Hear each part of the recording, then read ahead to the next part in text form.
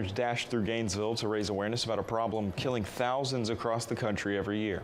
TV20's Misty Webb tells us what these 5K organizers are hoping to end. The Run for Your Life 5K advocates for racing to end substance abuse.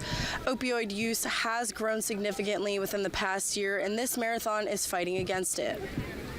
Over 150 participants gathered at the 5K to raise money for substance use prevention services for youth and adults in Gainesville. They spread awareness about their mission to end drug abuse through educational booths and raffles.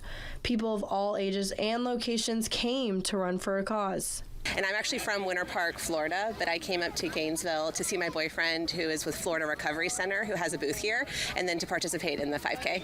The director of the event mentioned one of their focuses is ending opioid abuse. Actually, in the last year, we had over 100,000 overdoses, so overdose deaths, actually. So just imagine how many people are affected by that. And Lachey Johnson felt she could do more to prevent it. The HPW Coalition is health promotion and wellness. So what we do is educate the community on ways to stay healthy, and drug prevention is one of those ways. So we also do a similar event where we take back drugs out of the community. So getting those opioids out of the home is very important to the coalition. Organizers of the 5K hope to run to the finish line of ending substance abuse, no matter how many miles it may take. Misty Webb, TV20 News.